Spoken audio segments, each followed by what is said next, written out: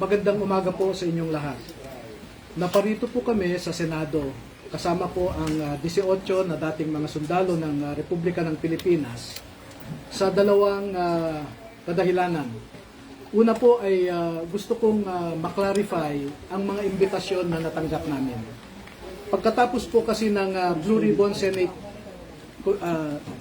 Blue Ribbon Committee hearing noong June 4, bandang alas 2:30 po ng hapon, nakatanggap po ako bandang alas 8 ng gabi ng isang imbitasyon na pinapatawag ulit kami sa Senado sa araw na ito, Lunes. Nagka-problema po ako dahil pagkatapos ng June 4 hearing ay nagsiuwian sa kanilang mga probinsya yung ibang mga sundalo at sinamahan din nila yung si Walter Manalansan para sa lamay ng kanyang kapatid na namatay noong umaga ng June 4 din, 2026. Kaya minarapat ko po na sumulat kay Senator Cayetano noong araw din na yon, noong gabing yon, no? So makikita ninyo dito ang in-email ko na sulat, June 4 din ang petsa, humihingi ng guidance kay Senate President Alan Cayetano. At bakit ko po in-address kay Senate President Alan Cayetano ang aking sulat? Despite the fact that some senators are claiming he is no longer the Senate President, I have here a video just 2 days ago na sinasabi ni Senator Erwin Tulfo na ang Senate President pa rin ay si Alan Cayetano. At pwede ko pong ipakita sa inyo yung kanyang video na sinasabi nga na si Senator Alan Cayetano pa rin ang presidente. Kaya ko po in-address sa kanya ang akin. Senator Cayetano is still the Senate President. Ay, sorry po ha. Senator Cayetano is still the Senate President.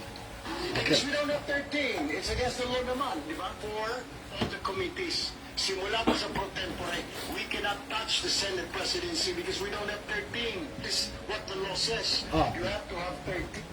Dahil po sa pahayag din ni Senator Erwin Tulfo na yan, na si Senate President Alan Cayetano pa rin ang Senate President.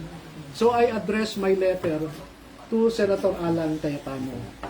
At sumagot naman po si Senator Cayetano noong Sabado, no? At ang sabi niya rito, if I may read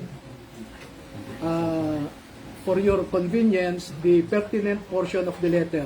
Ang sabi po niya sa second paragraph, we must clarify, however, that the hearing purportedly set for 08 June 2026 was not authorized by this office, by Senator Pia Cayetano as committee person, chairperson, or by Senator Rodante Marcoleta.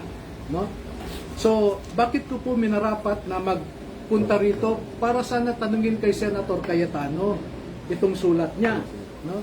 Dahil makikita po ninyo, hindi rin po itong rules ni Senator Robin. Ipapakita ko po sa inyo yung Section 17 ng Senate Resolution number 5 which was approved on August 9, 2010. No?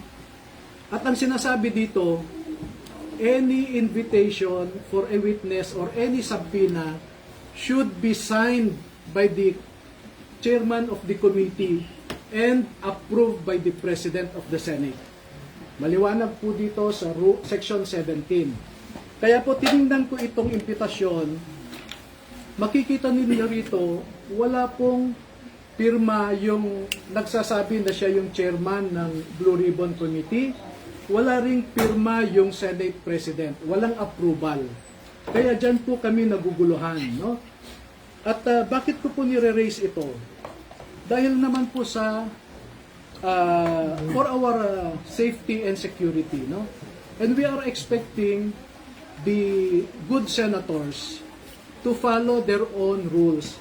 Itong sinasite ko po na Senate Resolution number 5 provides for the rules governing inquiries in aid of legislation, no?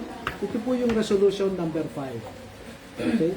So, sana naman po ay sinunod ng sumulat sa amin yung sinasaad ng rules ng Senate. Kaya po kami nagpunta rito kay Senator Robin para mapaliwanagan din kami.